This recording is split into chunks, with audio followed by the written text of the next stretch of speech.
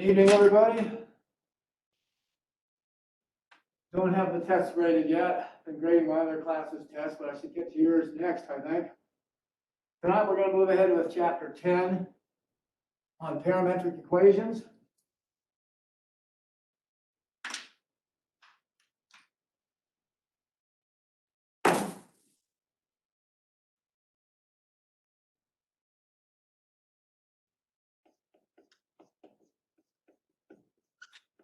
The first question might be, why do we need parametric equations?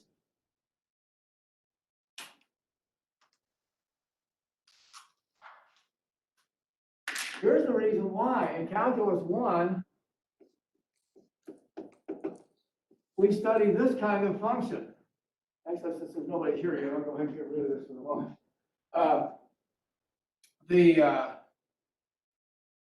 You can write y equals a function of x like that. Maybe defined on some interval x going from a to b, right? And then you can do a lot of neat things with that. You can find the slope of the tangent line, for instance, right? dy dx.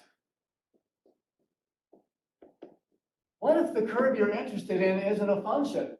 There's lots of easy examples about it. For instance, suppose I wanted to do a circle. That's not a function. I could go back to Calculus 1, I could break it up into two pieces. I could say, well, from here across to here, it's a function. And so if I write, maybe the circle is x squared plus y squared equals some constant squared, r squared, the radius of the circle. Then I could solve for y and say y equals plus or minus the square root of r squared minus x squared by algebra. And the plus sign corresponds to the stop part. And then y equals minus the square root of r squared minus x squared would then correspond to the bottom part. And we could do calculus that way, but well, what if we've got something more like this, right? Now we've got to break it up a piece from here to here where it's a function, and then from here to here, and here to here, and here to here. And who's to figure out where those points are exactly? It's kind of a mess. So in calculus 3, we say we're not going to do this anymore. We're instead going to do things like this. We consider what's called parametric equations. X given as a function of t, and y given as a function of t. The book will say f of t and g of t just to make you feel better, like it's, looks like the letters you're used to. But this is the common notation, usually in higher mathematics, is to say x is a function of t and y is a function of t. And t is some interval, maybe from a to b. And we can sweep out all curves in the plane, curve in the plane by letting t run over this interval. It sweeps out points x of t, y of t. Each value of t corresponds maybe to a xy coordinate pair, and you go around a curve like that. Now it doesn't have to be a function anymore. And you can start asking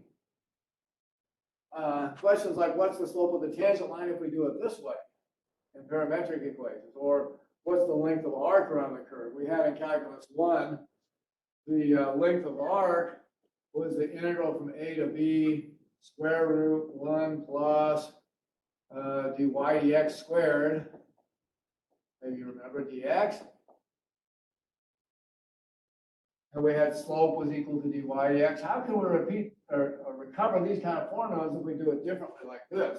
So we consider now parametric equations. That's these kind.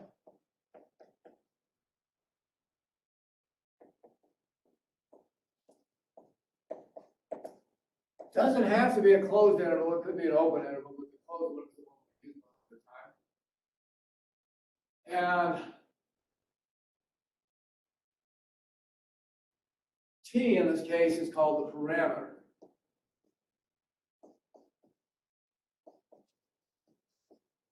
Of the curve.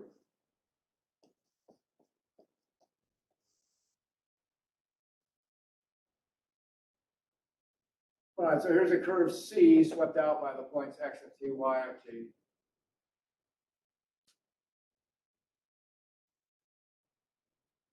In this case, wonder what the slope of the tangent line is, right? We want to say, here's some point here. What is the slope of this line here?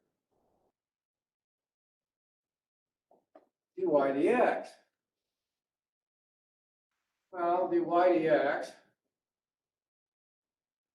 means the limit as delta x goes to 0 of y of x plus delta x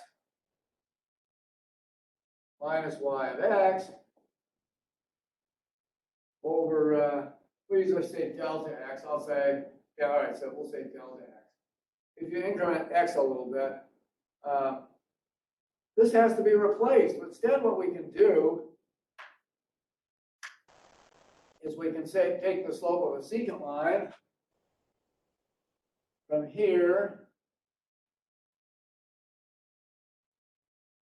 to some other point in the curve, x of t plus delta t, y of t plus delta t. Now, delta t is just a random variable with a two-letter name. It's just a single variable despite its notation.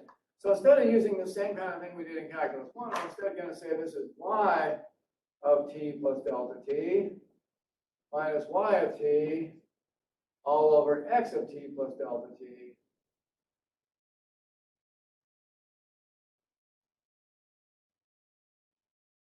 minus x of t. Because if you take 2 points, one at t and one at t plus delta t, moving around this curve, this gives you the secant line, right? These are 2 consecutive points, and this is the difference of the y-coordinates divided by the difference in the x-coordinates. And now we're going to let delta t go to 0, and there will be the derivative of a parametrically defined curve, provided that limit exists. So that can be a definition. But how can we actually evaluate it? Right, limit of the slope of the secant line, just like before. Well, since this is also equal to y of t, the limit is delta t goes to 0. A lot of times I like to use h just to avoid the confusion. Say h goes to 0, so you can see it's one variable, but delta t is just one variable. It's very common notation in higher mathematics, so I'll use it here. Limit is delta t, or h, goes to 0. Let's divide the top and bottom by delta t. T plus delta t minus y of t over delta t, the time increment, all over x of t plus delta t minus x of t all over delta t. So I divided the numerator and denominator both by delta t, the same number, so this is the same quotient. If this is the definition, now I can compute this to get it. But wait a minute, the limit of the quotient is the quotient of the limits, provided they both exist. So provided they exist, this is limit as delta t goes to 0 of the top part, y of t plus delta t minus y of t all over delta t divided by the limit of the bottom. Limit of delta t goes to 0. X of t plus delta t minus x of t all over delta t. All right, limit of the quotient is the quotient of the limits, provided they both exist. But now, this, you recall, is just the definition of derivative, right? F of x plus h minus f of x all over h, except we just replace h by delta t, and instead of f of x, we have x of t. But that, by definition, is the derivative. So what we have here is dy dt on the top. This is the definition of the derivative of y with respect to t. And this on the bottom is the definition of dx dt with respect to t. This gives a formula we can calculate the slope of the tangent line. All we have to do, once we're given these parametric equations, is just take the derivative of y over the derivative of x with respect to the parameter t. So that'll be our first formula for calculating slopes of tangent line when the curve is given parametrically like this. This will be our first useful equation. 1, dy dx can be calculated as dy dt divided by dx dt, provided these things both exist.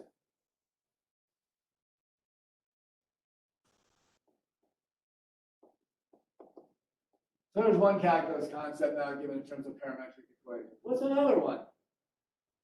Well, I mentioned arc length back there.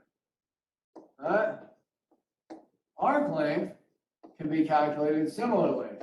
I like you to see the derivation. If you understand where this comes from, I think you have a lot more appreciation, a lot more memory for it. I really hated taking my science classes and not knowing why I was using a formula, because then I didn't know when it worked, right? Arc length can be done this way. Here's a curve C. It doesn't have to be closed, by the way. It can have the endpoints open like that. So here's a parametric curve, x and y both given as a function of t. And I could think of doing this, breaking up an approximate arc length, just like you did in calculus 1, or was it 2? I think it's 1. Like this, and we'll add up the lengths of the line segments and say, well, that's an approximation of the length of the curve. And so the arc length is approximately the sum of these things. If I call this L1 and L2, dot, dot, dot, and I break it up into n little subpieces, L1 through Ln, right? So this is equal to approximately the sum k equals 1 to n of Lk, right? L1 plus L2 plus L3 plus Lk. That's what this notation means, right? Sigma notation. Now, I want an exact result. All I have to do is take the limit as the number of intervals goes to infinity, with the width of the widest subinterval going to 0 as I do. And it turns out, you can show with a lot of hocus pocus, that if dx dt and dy dt both exist, then this limit is the same regardless of how you partition this, as long as the width of the length of the longest subinterval goes to 0 and goes to infinity. And you can pick any points you want. And so we'll define this actually, the arc length, to be the sum, since it is in fact the same limit regardless of how you partition it. Now in this picture, you might have two consecutive points, and here's the curve C running through them. And this could be x of tk, y of tk, the kth point along this thing. And this could be x of tk plus 1, y of tk plus 1, the next point. And then you have delta t is the increment in t, is tk plus 1 minus tk, going from this point to this point. So you could also call this x of tk plus delta t, if you wanted. Delta tk, I should call that. The width of the kth interval is the difference between the two consecutive values of t. And let's see what happens then. In that case, sometimes you got questions, by the way. That's got to be a big reason that we're doing this where you have that access. Here is Lk, the length of the k segment, and I can figure out what that is by the Pythagorean theorem. I make this right triangle, and I say, what is this length over here? This is the difference in the x coordinates. So this is x of tk plus 1 minus x of tk, right? It's the difference in the x coordinates, t going from tk to tk plus 1. That's this one. And then this one similarly is the difference in the y coordinates. It's y of tk plus 1 minus y of tk. And now I've got it because Lk, by the Pythagorean theorem, is the square root of the sum of the squares of these two legs of the right triangle. So the square root of x of tk plus 1 minus x of tk squared plus y of tk plus 1 minus y of tk squared. So Pythagorean theorem sum, k equals 1 to n. Pythagorean theorem says that's actually the length of the kth line segment. Now I can rewrite that a little bit. Let me bring it up here.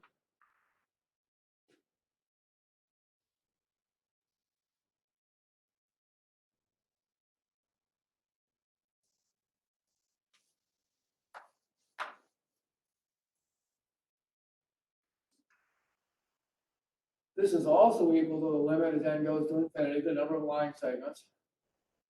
Sum k equals 1 to n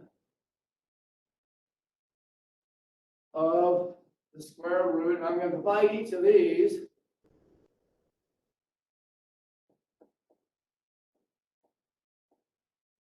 by delta tk, the length of the kth interval of t, squared. I'm going to divide by that squared. And so instead of this squared, I have this squared over delta t squared. The same thing with the other one. Y of tk plus 1 minus y of tk all over delta tk squared. And what I've done is on the inside of the square root, I've divided everything by delta tk squared, right? So now if I multiply outside by delta tk, I can cancel that out, and that's equal to the thing we just had, right? This delta tk on the outside, I can bring it inside as a square and cancel both of these. So this by algebra is equal to that. This is also the definition of arc length. Now we apply something nice. I always wondered why that mean value theorem was so important, right? The mean value theorem for derivatives. Why the mean value theorem, NVT, I can now replace each of these with a derivative. Remember what the mean value theorem for derivatives said? It said this: if you have f on an interval, say from a to b, the slope of the secant line, which is f of b minus f of a over b minus a, slope of the secant line is equal to the slope of the tangent line at some intermediate point c, maybe more than 1 point, but for some c, it's equal to the slope of the tangent line, where c is in the interval ab. That's the mean value theorem. I can apply it here. Just replace f with x and b and a with tk plus 1 and tk, and then we'll replace b minus a with the length of this interval with the length of the little interval here in t. Tk plus 1 minus tk. And so according to the mean value theorem, this can be replaced with dy dx, dy dt at some intermediate point t star. We don't know where it is. Just like here, we don't know where c is, but somewhere in the middle, the slope of the tangent line is equal to the slope of the secant line for a curve that has a continuous derivative that's applied. So now we're going to have to assume at this point that in order to do this arc length, the parametric equations x of t and y of t each have a continuous derivative. All right, and then similar on this one by the mean value theorem, the thing inside the square will be, oops, this should have said dx dt here, right? Dx dt. And this one will be dy dt at some intermediate point, t double star. Since it's on the kth interval, maybe I should call it tk star and tk double star. It's some point in the kth interval. So those are both by the mean value theorem, this one and this one.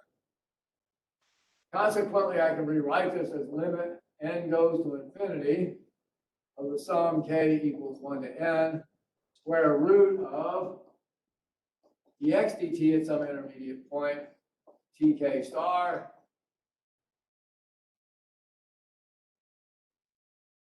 squared plus dy dt at some intermediate point, tk star, and square that, and then multiply by delta tk on the outside. And now we've shown it's equal to that for, and this is tk double star, some other point possibly. Now there's a nice theorem that says, regardless if these are at 2 points, the same result occurs as if you had 1 point when this whole thing is continuous. X and y are both continuous, and they are.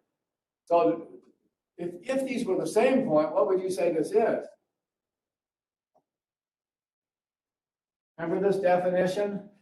If I write integral from a to b of f of x dx, what does that mean?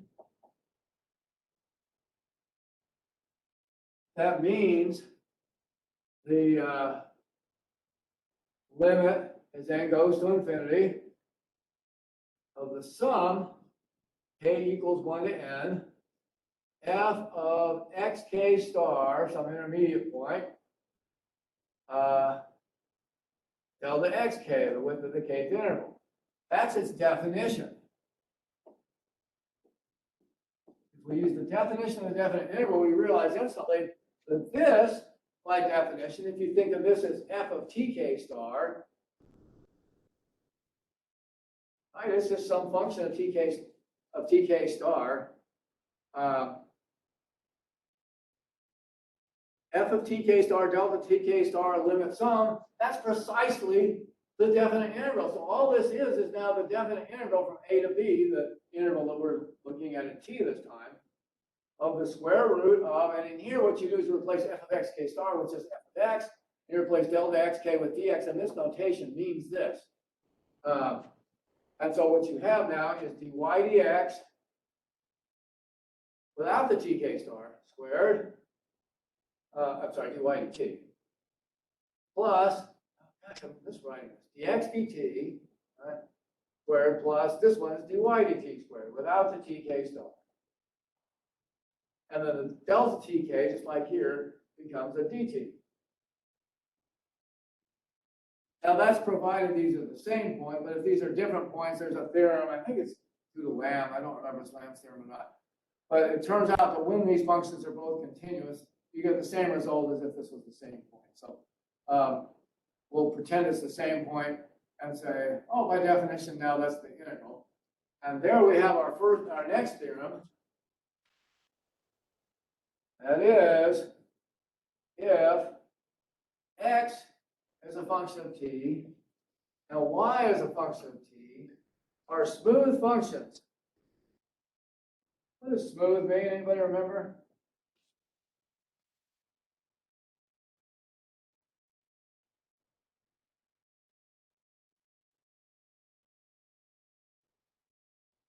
Smooth means that it has a continuous derivative, right? Actually, in higher mathematics, it means however many derivatives you need. So in some applications, they mean it has derivatives of all orders, let's say, or it has at least 3 continuous derivatives, sometimes in the calculus of variations or something. For elementary calculus, they usually say smooth means that they have a derivative that is continuous, right? If you look at it, a continuous function. Have derivatives, first derivatives,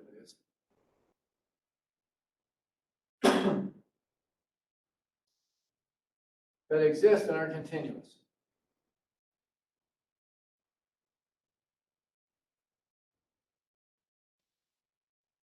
Then, theorem, the arc length of that smooth curve is the integral from a to b, square root of dx dt squared plus dy dt squared dt. There's the definition. Well, the result of the definition of the mean value theorem.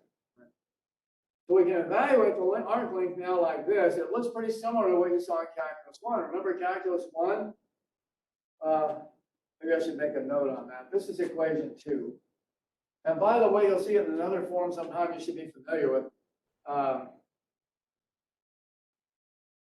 actually not yet. It's coming later in the book, come to think of it. We'll just write it like that for now.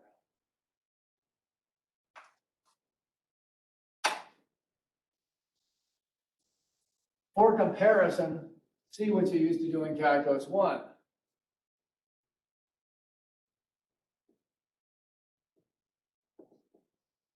Or 2, calculus 1, 2. If you had a curve y equals f of x with a continuous derivative from a to b, what was the arc length that you deduced? You showed that it was this integral from a to b, square root 1 plus y dx squared dx, right? This is precisely what we have here if you just let x be t. So if you let x be the parameter, then this is just x equals x, and this is y equals y of x. So if x is the parameter, you get this formula, right? Because then dx dt is dx dx is just 1. and this becomes dy dx. So 1 plus dy dx squared is precisely that one. So now this one you had from calculus 1 becomes a special case of what we have here. So let me put this back. Let's see. All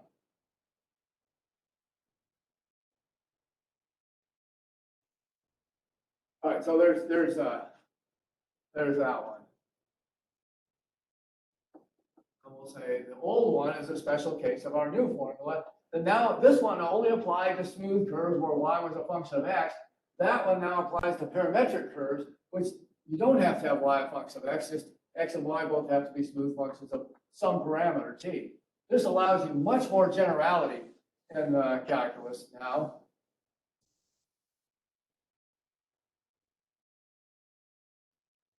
And we can start to do some problems with that.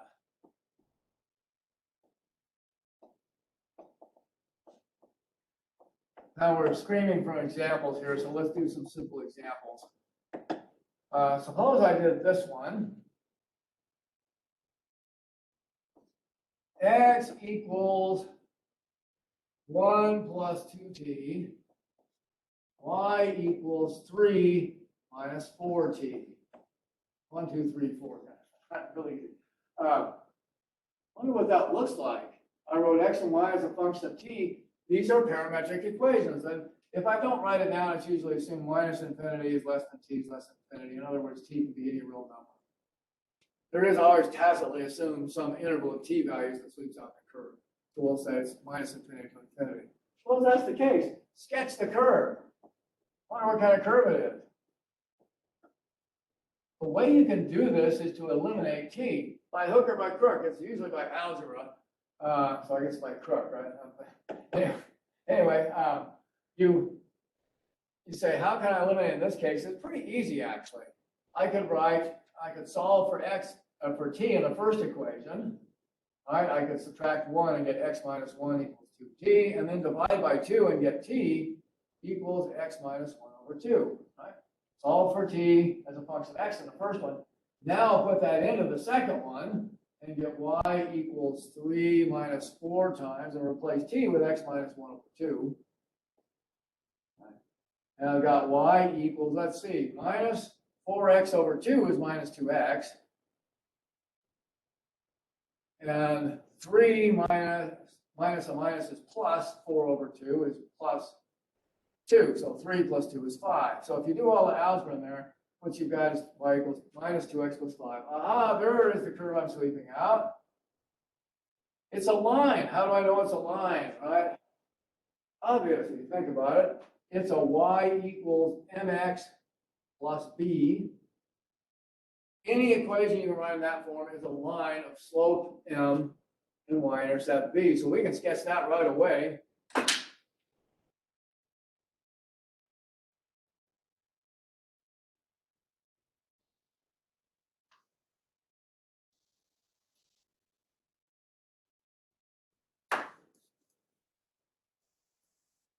We just do this. We say the y-intercept is 5. 1, 2, 3, 4, 5. So it goes through this point 0, 5.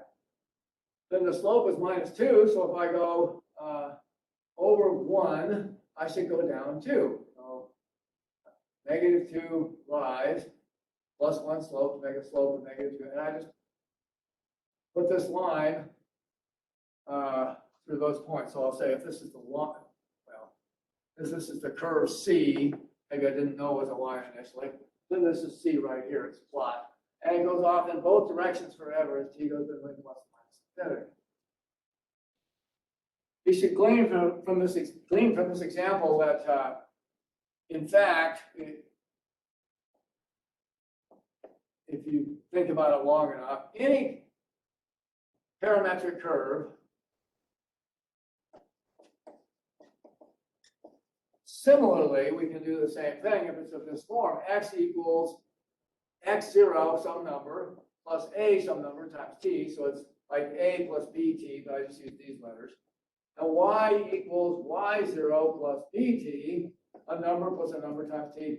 X a linear function of t, y a linear function of t. In fact, let's not call it a and b. What do I call this? Now, I want to use A and B for the interval.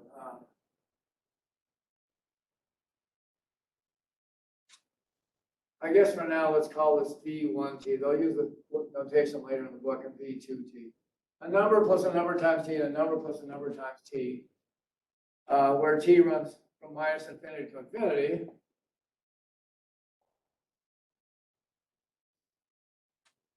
And V1 and V2 are not both 0.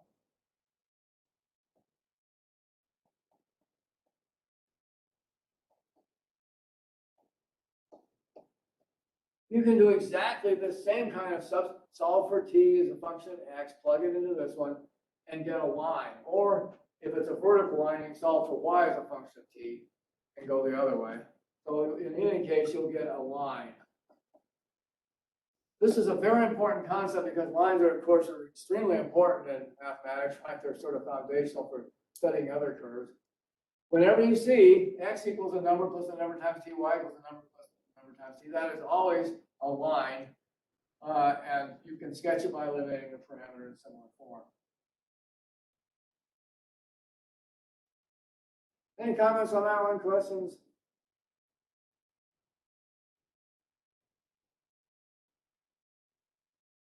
Now, it is true, here's a good question you could have asked, that you can do parametric equations for a line another way. You can make it more complicated. Like instead of putting t, I could put t cubed. It would still sweep out the same line if I put the same numbers for x0, v1, y0, v2. But why make it more complicated by putting in cubes? This is the way people usually write up lines because it's the simplest way to do them.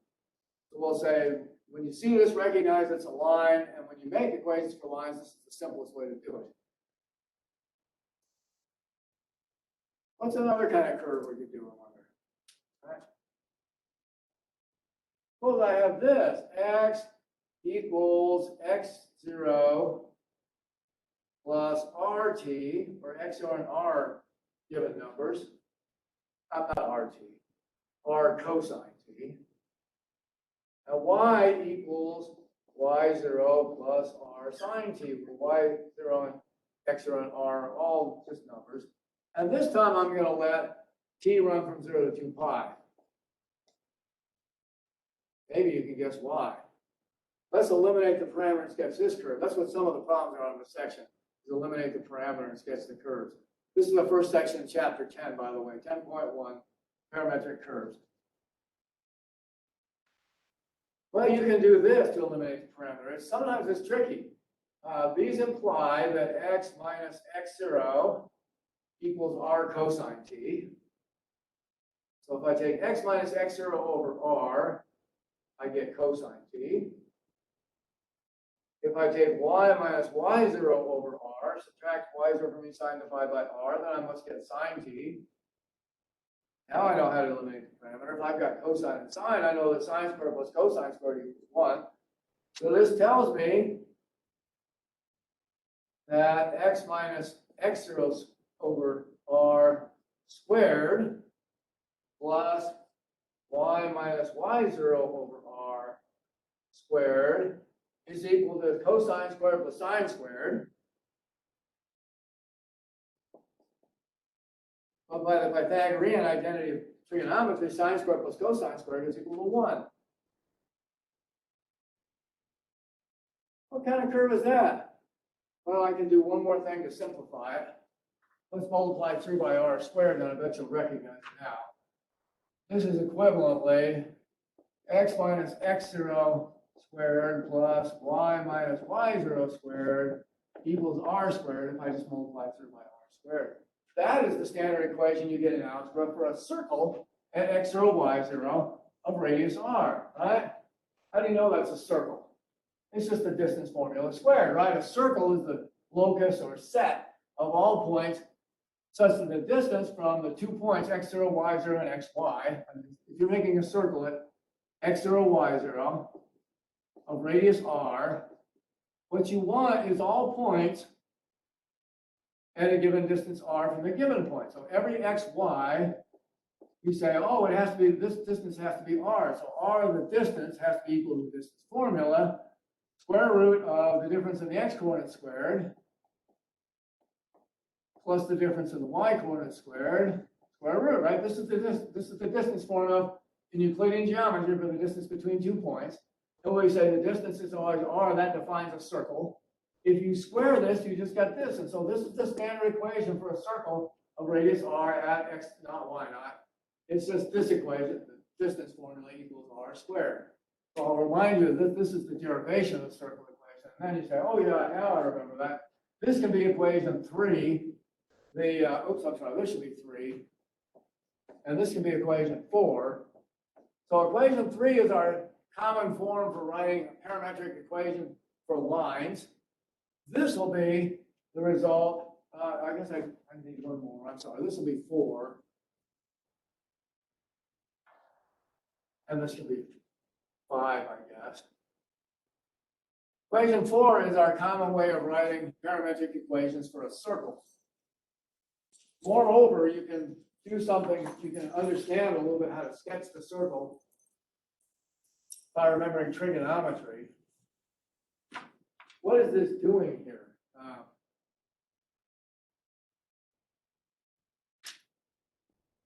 In trigonometry, when you make a unit circle, you said that at any angle t, the coordinates of this point was cosine t sine t. Remember that?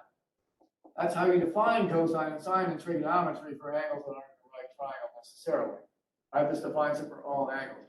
They're on the ray at angle t in standard position, cosine t sine t. Now, if you just multiply this is for the unit circle. If you multiply this, so this is a circle of radius r, now what are the coordinates of the point? It's exactly r times its far. So the ray now intersects at r cosine t, r sine t. This is your x of t and y of t for a circle at the origin, right? X and y is this. And if you add x0 to each x coordinate and y0 to each y coordinate, it takes that circle and just moves it, right? It shifts it over because you're adding a fixed number to every x coordinate, a fixed number to every y coordinate. Now it's over here with the center and x0, y0 instead of 0, 0 because you shifted the center by those amounts. And each point up here that's at an angle t from the positive x direction has coordinates here. Well, it was r cosine t, r sine t when the circle was at the origin and had radius r. But since I shifted it, so that the center's here, I added an x0 to every x coordinate and y0 to every y coordinate. Here's another way of gathering parametric equations for the circle, and is to do this: take the unit circle from trigonometry, scale it up by a factor r, and then slide it over the plane by this translation we call it when we shift it over. And we get these equations. This must be x of t. And this must be y of t. There's another way of getting it, but in this one, you notice that now you know what t is doing. What happens is when t starts at 0, the polar angle here is 0, and you're at this point, and t is always the angle going around the circle. So if I say put in parameter t equals pi over 3, the angle is pi over 3. If I say t, the parameter is pi, then you're clear over here at this point on the other side. And so as t sweeps around, you actually go around counterclockwise. For that reason, we'll draw little arrows on the curve to show which way we're traveling as t increases. And as t goes from 0 to pi, it sweeps out the circle exactly once, which is why I wrote this here for the parametric equation. Now you see why. This will sweep out the circle once. You don't have to put this on here. You can leave it minus infinity to infinity, then it'll sweep out the circle an infinite number of times. But most people just like to sweep it out once. Right? So there's the derivation of lines and circles. Any questions on that?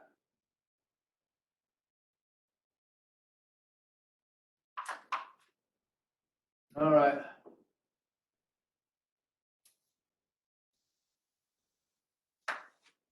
So 3 and 4 are parametric equations for lines and circles. And now we can do this kind of thing. Find parametric equations for a line instead of, I usually write slope-intercept form or 2-point form or that kind of thing when you're just doing y and x. Let's write parametric equations for the line through 2 points.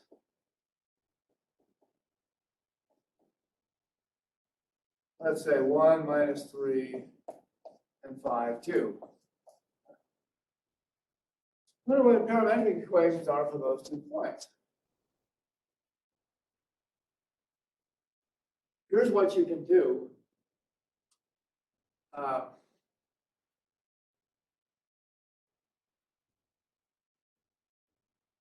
Let V1 be the difference in the x coordinates.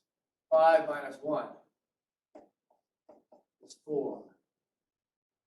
In general, maybe I should just write down the formula. In general, you write down it's the difference in the x coordinates, x1 minus x naught.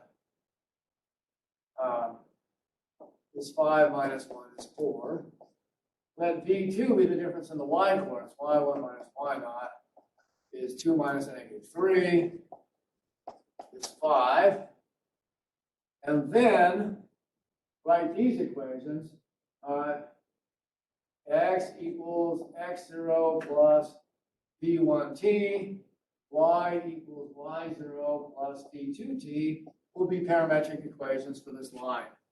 We already know that any parametric equations has form or line, but if I use these v1 and v2 and x naught and y naught, either one of the points, let's call this one x naught, y naught, and this one x1, y1. It doesn't matter which one you call which, you get the same line. It's just t will push it in the opposite direction when positive if you put it the other way. So it'll sweep up the same line.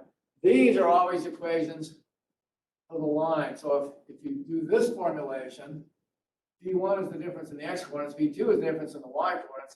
Then these equations put in coordinates of 1 point, and then these displacements, each times t, will give you equations for the line.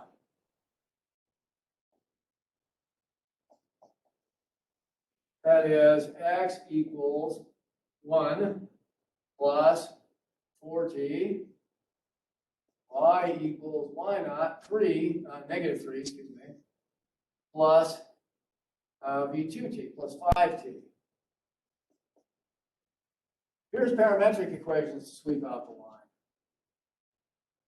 You might say, so what? I learned in algebra how to do that easier. I could just write y equals mx plus b integral how m and b were. I could plug it right in the 2-point formula and have the equation right away, right? That's true, and that's why people don't tend to write these parametric equations for lines in the plane. However, if you go one more dimension, these equations have completely analogous form. They don't really do it in this section because they're trying to introduce this simply. They want to do it in the plane first. But what's going to happen in later sections, you're going to say, well, how can I write equations for a line in 3 space given 2 points? Now you've got a problem, right? Here's x coming out of the board and y and z in the plane of the board, and 2 given points with 3 coordinates, x naught, y naught, z naught, x1, y1, z1. You can do exactly this formulation with one more coordinate using displacements and the point. And this will give you the equations, parametric equations for a line in 3 space. And writing equations for a line in 3 space, z as a function of x and y is not so easy. It turns out that there aren't nice, easy equations for lines in 3 space. The easiest way to do it is with these parametric equations. So even though we'll say it's not easier in the plane, in higher dimensions, this is going to turn out to be exactly what we need. And moreover, this extends naturally to 4 dimensions. You just get 4 of these equations, or 5 dimensions, however many you want. This makes a nice generalization of drawing parametric equations for lines in any number of dimensions. And as you can see, it's really not hard. It's just a little harder than what you did in algebra when you wrote y equal the 2-point formula or something. Now, I said this is the line. I didn't prove it. How do I know this is the line? Let's make this little note so you can see why this works. Since it's a math class, we have to see why it works, right? That's part of the reason I had to be a math major instead of a physics major. I took all these physics classes and loved them, but never knew why anything worked. So I had to take my math class and understand them. So I'm an applied mathematician. Here's why. If you put t equals 0 What happens when you put t equals 0 with this formulation? You get 0 for this one, 0 for this one. You just get the x naught, y naught, the first point. So if you put t equals 0, you get the first point, x naught, y naught, which in this case is 1 minus 3, the first point. If you put t equals 1 with this formulation, what happens? What point do you get x, y if you put t equals 1? Well, 1 plus 4t is 5. Minus 3 plus 5t is 2. And we get precisely the second point, x1, y1. Why do we get that? It's because we're taking x naught and adding 1 times the difference x1 minus x naught. So x naught plus x1 minus x naught is x1. It always works. I don't want to write out the details, but you can see it, right? Similarly, here if I take y1 minus y naught, v2 times 1, and add it to v naught, then I get y1. And so this always gives, when t equals 1, the second point. We already know these are equations for lines. We showed before that, right, you can always solve for x and plug it in here and get y. Unless it's a vertical line, then you do it the other way. So we know it's a line, and this shows it goes through these 2 points, so it's precisely the point we want. So here you can call this equation 6. You want parametric equations for a line through 2 points. Compute these displacements, v1 and v2, and write these equations. And you get the line, and here's an example for these 2 points. Those are the parametric equations you get.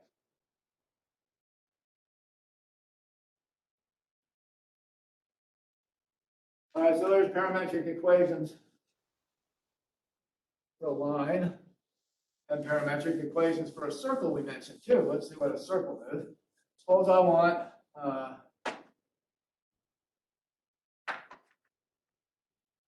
to find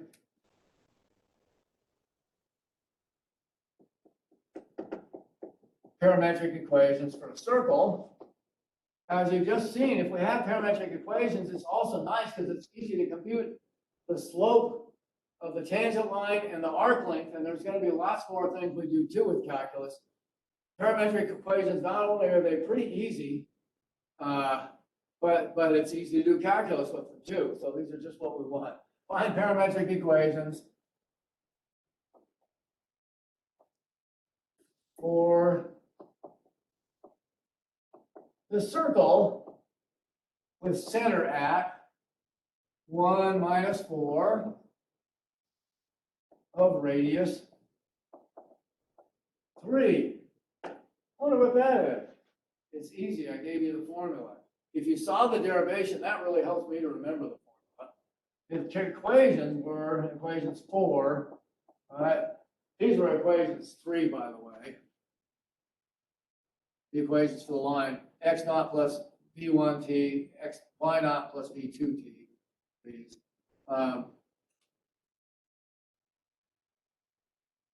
Equations 4 for a circle where x equals x naught plus r cosine t, and y equals y naught plus r sine t. Thinking of, it's now going to take this r times the unit circle, the circle radius r, and translate it by x or y zero. So that's how it's easy to remember these equations. This was equations 4, but now here's a point, x naught, y naught. Here's a radius r. I just plug it in, right? So this is just 1 plus 3 cosine t. Y equals minus 4 plus 3 sine t. Moreover, this circle is traversed counterclockwise, beginning at the horizontal position at the far right of the circle, and going around once in 2 pi units. So we can say 0 less than or equal to t less than or equal to 2 pi. Sweeps it out once, just repeating the end point and the beginning point is the same to close the curve. No questions yet. Are the microphones working? Hope I'm not talking to myself the whole hour and a quarter. All right. Got enough talking to the wall. Anyway. So there is lines and circles. Now, if I haven't impressed you that lines and circles are important, let me give a little historical thing just for fun. This doesn't have to do with the class. Lines and circles in antiquity are extremely important, right? Our mathematics is sort of built on the foundation of what the Greeks started. The ancient Greeks started with axioms. they started with undefined terms like points. Points undefined, right? Lines undefined. But what they say is then you get a bunch of axioms like two distinct points determine a unique line. A line is without breadth. Those kind of things. Those were Euclid's axioms. You can still buy it. Buy a 7-volume thing of Euclidean geometry. It's called The Elements. Comes in seven little paperback book by Euclid, the famous geometry. I'll tell you what a famous author he was. His set The Elements was taught well into the 20th century as the standard for learning Euclidean geometry, and it was so widely distributed. It was the geometry book, and it was the most published book after the Bible in the history. So he's like the greatest single author in history, greatest human author, if you like. So the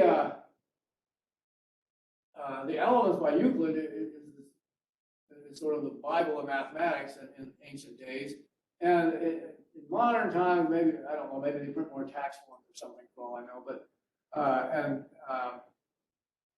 and this is not used so much for geometry today. We prefer a coordinate approach, but in Euclid's Elements, you don't use coordinates like this. What do you use?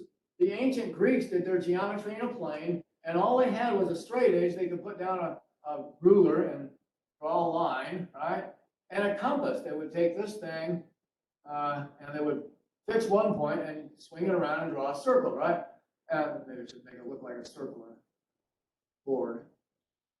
But they would use lines and circles to sketch all their proofs using Euclid's axioms, and that's what a mathematical system is. You take your undefined terms, axioms, and defined terms, which are given in terms of the undefined terms, and a system of logic, and you prove every step of the way. And that's what they did using a compass and a straight edge, just circles and lines, proved all of Euclidean geometry. See how important circles and lines are? And actually, we're going to see coming up these conic sections, some of the most beautiful curves, things like ellipses. These are orbits of planets, Kepler found, right? And others verified. And Newton showed, for instance, that planets must travel in circular orbits according to the gravitational force we experience. And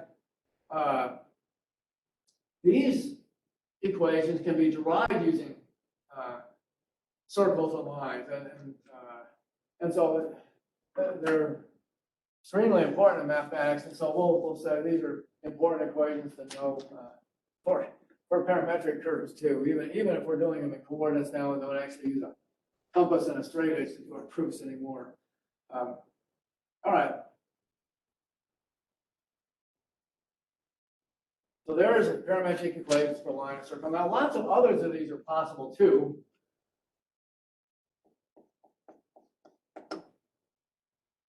Suppose I said eliminate the parameter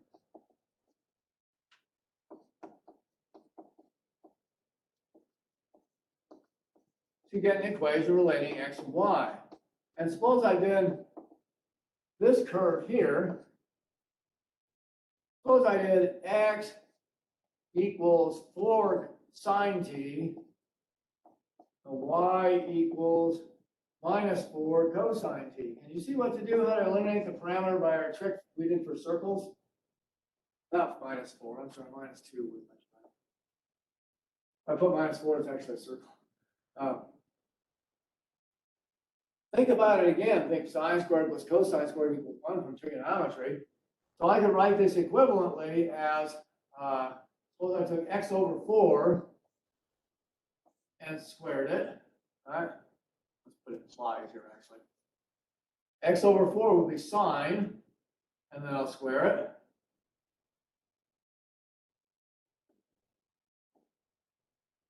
And then suppose I add it to y over 2 squared. Y over 2 is minus cosine. Y over 2 squared is cosine squared. So this squared is sine squared. This squared is it's 4 is sine squared. Yeah, and this squared is cosine squared. And all adds up to 1, and t has been eliminated, again, using the Pythagorean identity of trigonometry. In other words, every point on this parametric curve comes from x squared over 4 squared plus y squared over 2 squared equals 1. So there is the equation in the xy plane that gives that curve. We've eliminated the parameter again using the Pythagorean identity of trigonometry. It turns out, and we'll see in about 3 more sections, I think, in section, okay, maybe it's chapter 11, either 11.4 or 10.4. But this is actually an equation for an ellipse, a very important equation in all sorts of places. Right? It was T-38s, was it? I think one of the airplanes in World War II had an elliptical wing, right? You ever seen telescope diagonal mirrors? They come in elliptical shape. If you take a circle and you turn it sideways, it becomes an ellipse. And it's a very important curve. This is actually an equation for an ellipse. We don't know what an ellipse is yet. So I'll put TBD, meaning to be discussed. TBD is nice. It can also mean to be decided or something like that. Anyway, to be discussed. But we eliminated the parameter, and now we can try and sketch this curve. And actually, it turns out there's a really nice, easy way to do it.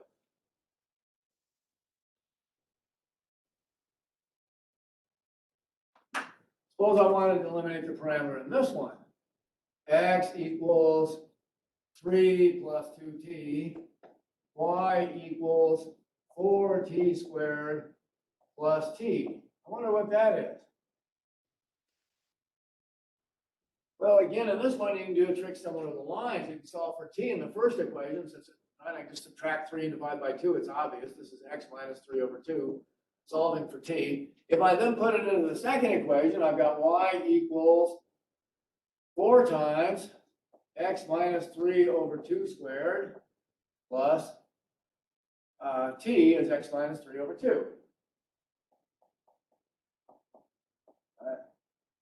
Well, this is the curve y equals, let's see, 4 times x squared minus 6x plus 9, foiling this out, x minus 3 times x minus 3, all over 4 when I square it to the bottom, plus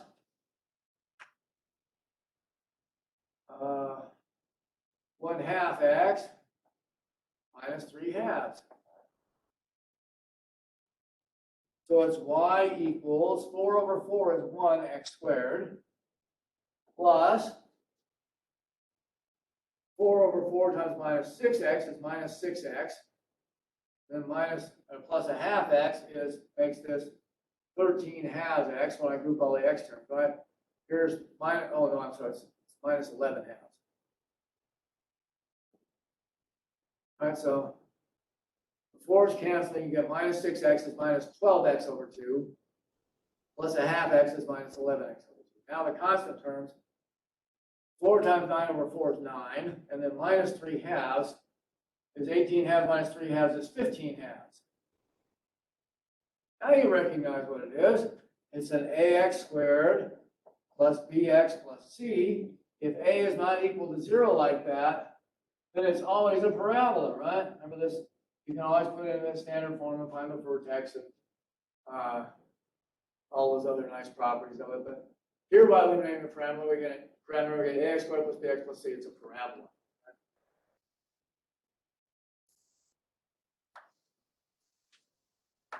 Finally, one more because it actually occurs in the problem set. And this really comes up later. But suppose I put x equals secant t and y equal tangent t. I wonder what that is. Again, how can I eliminate the parameter? Well, I remember another Pythagorean identity from trigonometry that says tangent squared plus 1 equals secant squared. That gives me an idea how to eliminate this, right? Tangent squared is just y squared, and secant squared is just x squared. This implies that y squared plus 1 equals x squared.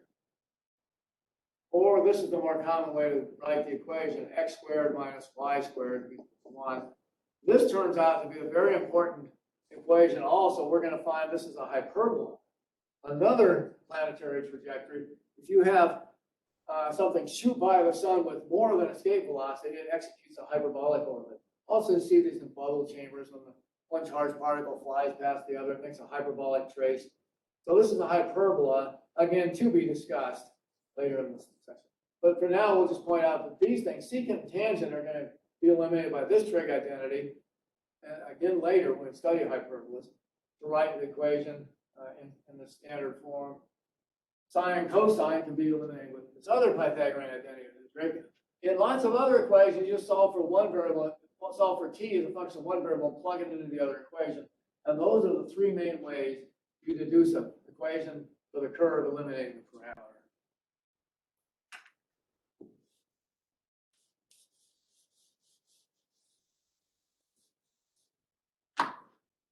All right, now we can ask something like,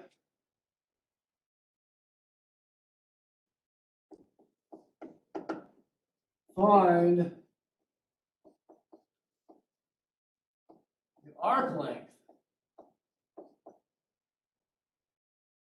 of the equation given parametrically by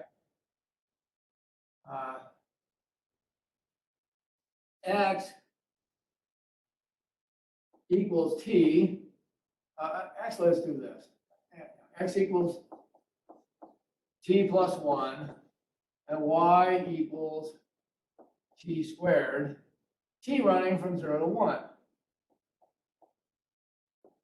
If you do the same kind of trick you just did on this example, you'll find out this is actually a parabola. We're finding the arc length of a piece of a parabola. All right.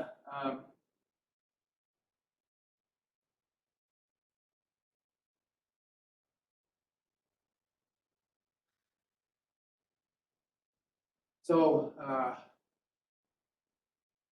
what do we have? We have the arc length by equation 3, I think it was.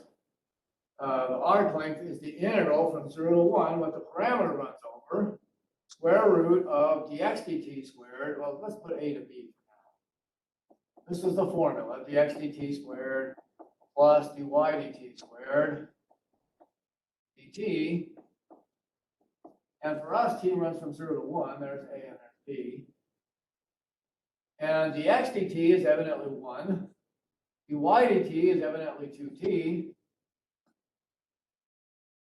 And I just have to do this integral. How in the world do I do that integral? This points out a drawback of this arc length formula. This is a nice formula. It looks pretty easy, but in practice, you get nasty integrals. Once you put that square root of a function in here, it tends to be hard to evaluate that precisely. So that is to get a formula for it. It's not a total loss, because even if you can't get a formula for the antiderivative and calculus find the exact length, computers are very good at estimating integrals to lots of significant digits. So this is the length of the flight path of spaceship 1 or something, or they just put the Mars probe up there. You can measure exactly how far it went to lots of significant digits by using that formula and estimating the integral on the computer. Your calculator can do this even, right? All right. However, on this case, we can do this. This is the integral from 0 to 1 of, suppose I make a substitution.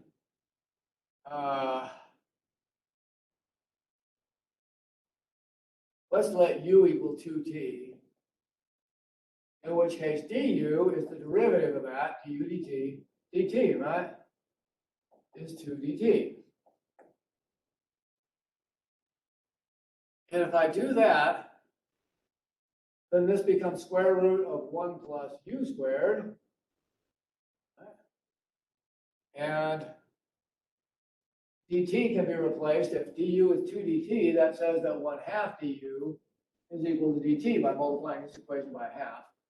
So I have 1/2 du. And now you have to change the endpoints. If t goes from 0 to 1, this goes from u of 0 to u of 1, whatever that is.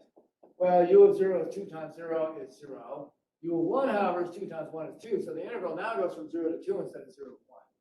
And I've got, and the 1/2 can come out. Square root 1 plus u squared du. Looks a little easier. What could that be? Maybe you remember how to solve this one before. You can make it from calculus 2. There's a great substitution for this one. You let u equal tangent t, tangent theta, let's say.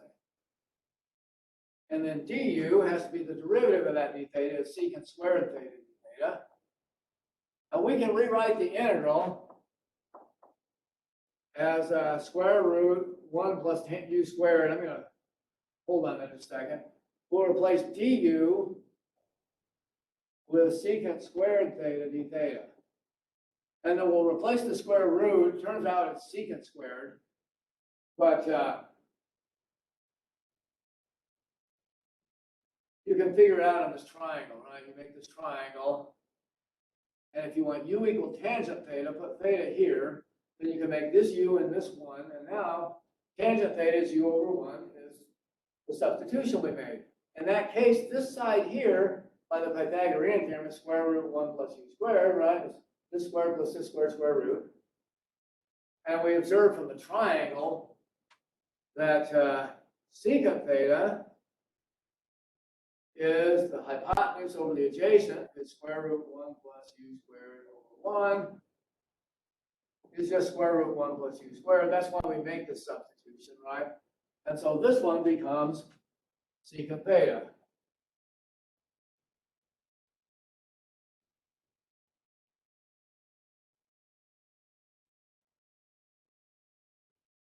Now we have to evaluate the integral 1/2 secant cubed theta d theta. How can we do that?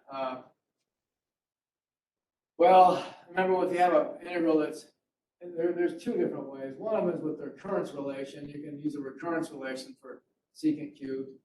Another one you can do is to say, well, if this is an odd power, then I can let u equal secant, or let's say v equals secant. And then dv is tangent secant, the derivative of secant d theta. Well, I don't have that quite, so I rewrite it that way. I'll write 1/2 integral 1 over tangent times secant squared theta times tangent theta secant theta. What am I doing? I'm trying to get dv over here. And in order to get that, I need to take one of the secants out of here, put a tangent in here, and then cancel the tangent over here. So that's why I'm doing that. And now what do we have? This becomes the 1/2 the integral 1 over tangent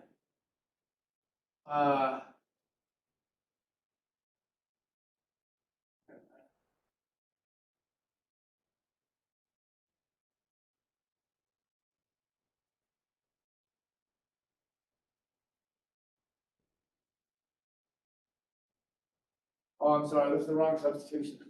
Oh, no. What I want to do on this one is the cosine and sine one, sorry. If I write this, let's do it this way. I'm going to say this is integral 1 over cosine cubed theta, d theta. And you can make a substitution, u equals cosine, u equals sine theta. And du is the derivative d theta is cosine theta d theta. And you can evaluate this. So this now becomes 1/2 integral 1 over cosine to the 4th cosine theta d theta. This becomes du. This becomes cosine of the 4th is sine squared squared is 1 minus cosine squared squared. And so this becomes this, and you can solve this with partial fractions. Look what a mess this is. And this is the easy case. So I won't finish this. I just want to say that you can do it actually, right? Because you rewrite this integrand and it becomes 1 over 1 minus u squared squared du. You can integrate that with partial fractions.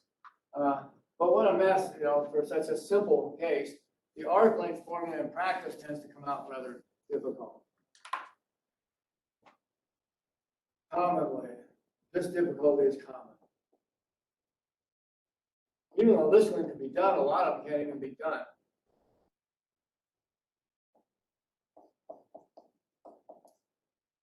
Let's do one we can do. Suppose I said x equals 3 cosine t, y equals 3 sine t. We know what this is. This is a circle of radius 3 at the origin according to equation 3. So we're going to measure the arc length of a circle this time. Here's how you can actually prove that the arc length of a circle is 2 pi r, right? Or pi d, whichever you like. The arc length, according to our definition, the formula we derived from our definition, this circle running from 0 to 2 pi, to sweep it out once. What's the arc length of the circle? I let t run from 0 to 2, from a to b, square root dx dt squared plus dy dt squared dt. Right? This is the integral. T runs from 0 to 2 pi on this circle. And now it's square root of, let's see, derivative of x is minus 3 sine t.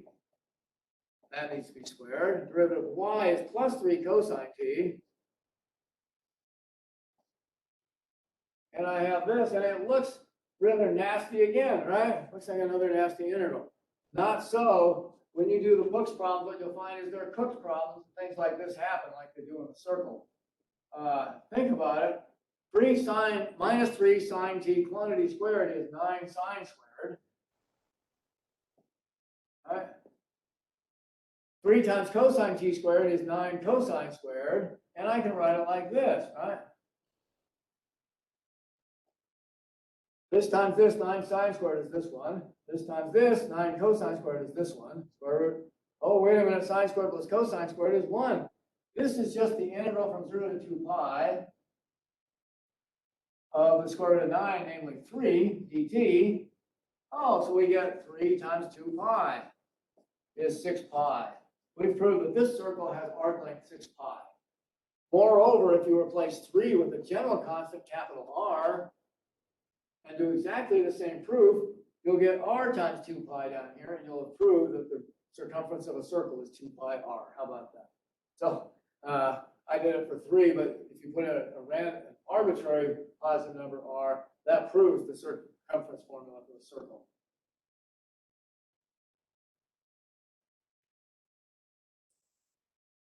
Any questions on that one? Sure, I'm watching my time here. I think that clock is a bit slow.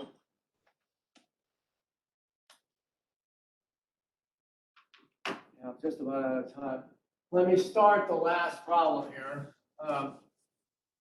Well, maybe we can do this one real quick. I think it's got about a minute. Example, what is the slope of the tangent to this parametric equation? X equals 2t, y equals t squared plus 1 at the point where t equals 1. How can I find that? Now you use equation 2, I think it's 2, that dy dx, the slope of a tangent line to a parametric curve, is just gotten by dy dt over dx dt. It's easy to remember because it looks like fractions canceling, right? dt's cancel like this one back. At t equals 1, we get the point of tangency. So this will be, what's dy dt? Oh, it's just 2t. What's dx dt? Oh, it's just 2. And I plug in t equals 1. So I get 2 over 2, it's 1. The tangent line to this curve, which turns out to be a parabola again, you solve for x, t is a function of x and plug it in, you see a parabola, has slope 1 at this indicated point. It's the slope at, to get the point, you just plug in t equals 1 and you get 2, 2. So the slope of the tangent line to this parabola at the point 2, 2 is 1. Furthermore, you can find the tangent line because we can just do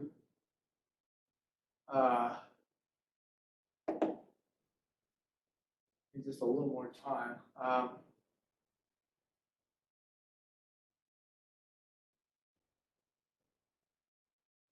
we can put x equals x naught plus v1t, y equals y naught plus v2t, where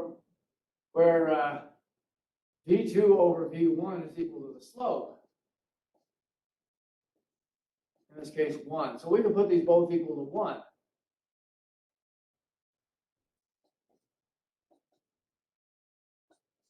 And then we'll get the right slope. And we can then write equations x equals x naught. I can take any point on here. Let's take point 2, 2. So y equals x naught plus v1t.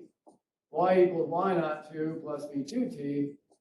Here's the equation for the tangent line. It's just x naught plus v1t, y naught plus v2t.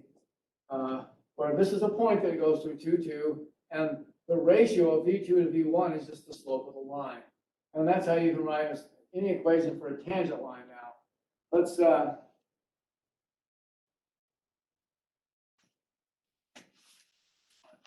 it out here.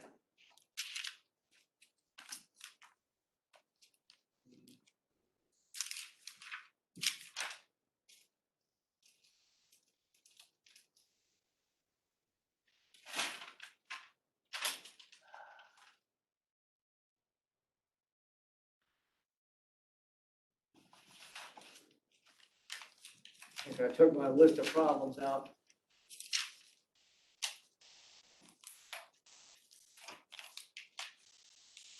Let's keep it in here, but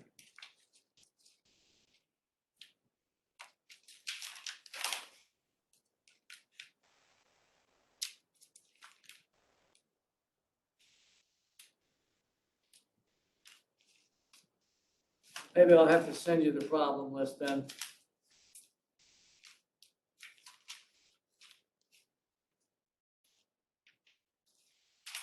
I seem to have shuffled it in with my other papers here. All right, that'll be it for tonight, then I'll send you the problem list by email. Sorry about that. Next time we'll pick up the next section, 10.2.